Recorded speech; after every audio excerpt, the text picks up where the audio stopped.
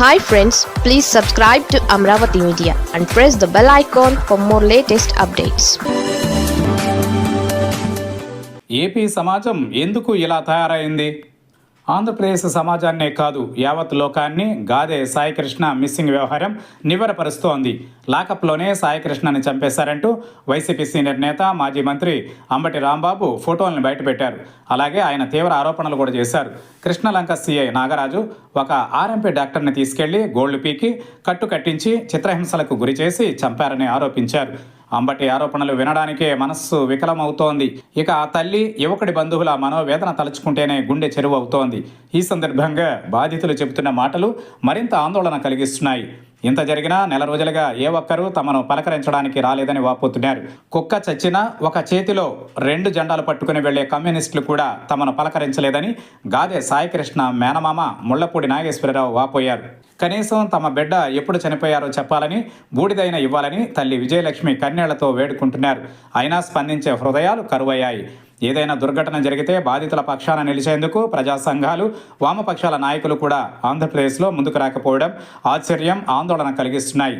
ఇదే సాయికృష్ణ తెలంగాణలో అదృశ్యమై ఉంటే లేదా లాకప్ డెత్కు గురై ఉంటే ఈ పాటికి ఆ రాష్ట్రంలో అగ్నిపర్వతం బద్దలయ్యేది. తెలంగాణ పౌర సమాజం ఉవ్వెత్తున ఎగసపడేది. కేంద్ర మంత్రి కుమారుడిపై లైంగిక వేధింపుల ఆరోపణలు తెరపైకి రాగానే తెలంగాణ సమాజంలోని వివిధ రకాల ప్రజా సంఘాల నాయకులు, అలాగే జర్నలిస్టులు పెద్ద ఎత్తున బాధితుల పక్షాన నిలిచారు. అఖిలపక్ష సమావేశాలు నిర్వహించి నిందితుడైన కేంద్ర మంత్రి కుమారుడు అరెస్ట్ అయ్యే వరకు పోరాడారు. అంతెందుకు ప్రొఫెసర్ నాగేశ్వర్పై ఏపీ ప్రభుత్వం కేసు పెడితే తెలంగాణ సమాజం భగ్గుమంది. దమ్ముంటే అరెస్ట్ చేయాలని తెలంగాణ మేధావులు, విద్యావంతులు, జర్నలిస్టులు సవాల్ విసిరారు.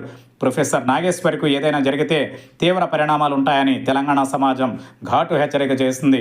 అలాగే తెలంగాణ సమాజం మీ అబ్బ జాగీరా అని AP deputy CM Pawan Kalyan ప్రశ్నిస్తే అవును మా అబ్బ జాగీరే అని తెలంగాణ ఉద్యమకారులంతా ముక్త కంఠంతో నినదించారు. తెలంగాణ సమాజం ఎంత చైతన్యవంతమైందో ప్రతి సందర్భంలోనూ అక్కడి వారు నిరూపిస్తూనే ఉన్నారు. ఆంధ్రప్రదేశ్ సమాజం ఎంత దురదృష్టమైందో ప్రతి సందర్భంలోనూ ఎవరూ చెప్పకుండానే తెలుస్తూనే ఉంది. కాపు యువకుడిని 40 రోజుల క్రితం విజయవాడలోని కృష్ణలంక పోలీసులు తీసుకెళ్లి ఏం చేశారో, ఎక్కడున్నాడో కూడా తెలియని పరిస్థితి.